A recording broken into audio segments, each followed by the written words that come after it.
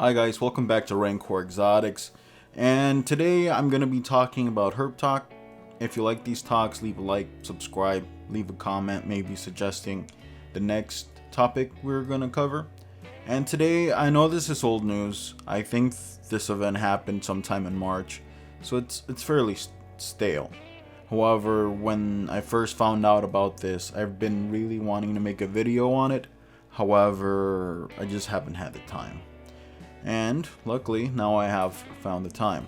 Now, the reptile community in general, I'm gonna go about this, is fairly a nice community. If there's any type of controversy, it is over the well-being of animals, right? What's the better care? What's the better environment?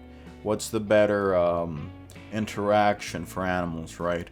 In general, it's a community where most of the contention lies in bettering itself, which is the reason why I love the reptile community so much, or the exotic community so much. That's where majority of the contention lies.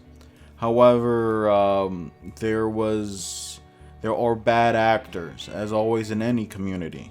A radically small portion of people that do radical things.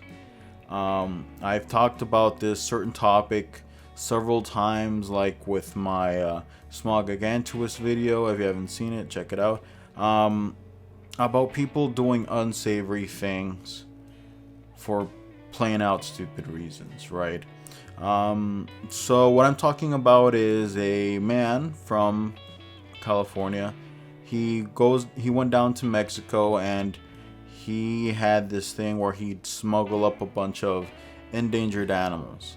Now that includes bearded lizards, abronias, stuff along those lines. Things that are endangered in the wild, right? Abronias do have a captive breeding population, though they're a little more rare. It can be done. Bearded lizards are a little more rare. But it can be, these animals can be bred in captivity. And however, for whatever reason, in the wild, they're endangered. And this guy wasn't just smuggling up a couple of them. The court has placed it on him that he is responsible for the illegal importation of around 1,700 animals. Now, that is a huge number for any endangered species, right? You don't want to move things that aren't well regulated at that scale. And this guy, he was making a quick buck off of it. Now, honestly, bad is bad, right? You don't need me to tell you that type of thing is bad. Illegal importation, basically smuggling, is bad. We know that. We have common sense. However, I just want to let you know that when you buy an animal, again, the consumer, you need to know that you're buying from a reliable source. If a person's importing them wild caught, be sure that you're getting them from a good source. This guy probably sold his animals to people on the internet. I'm not quite sure how he distributed all the animals. However, he was able to, until he finally got caught at the border with around 60 animals on his person. Obviously, they're going to throw the book at him. The law says that he's going to get around 20 years per offense. And with 1,700 animals, I'm not sure if I interpret it as 20 years every time he did it, or if he's going to get 20 years for every animal. Probably he's going to get a more reasonable sentence, because I don't think he's going to get the maximum sentence of, I don't know, what, 20,000 years or something. Alright, so I'm certain they're going to throw the book at him and he's going to get put away for a while. Just understand that this was in the news because this guy did it so much. He had a large number under his belt. However, if you live in Europe, if you live in China, other places like that, these illegal animals are much more common. They're harder to track down. The laws aren't enforced as well. U.S. Border and Customs, they are very good at filtering out a lot of stuff.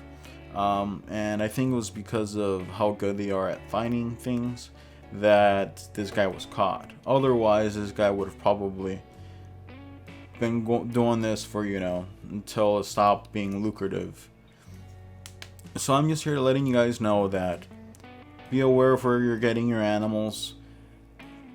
If you think some guy is sketchy and you think he's weird, or you don't really trust where he's getting these animals, go somewhere else. Wait a bit.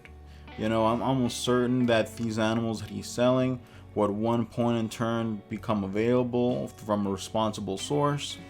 Get into contact with a breeder if you're looking for a certain animal. Look, become aware, do your research, because though this guy was pretty prolific, I'm almost certain he's not the only one. All right. So, yeah, this is a bit of old news. This guy's sentencing hasn't been passed down yet.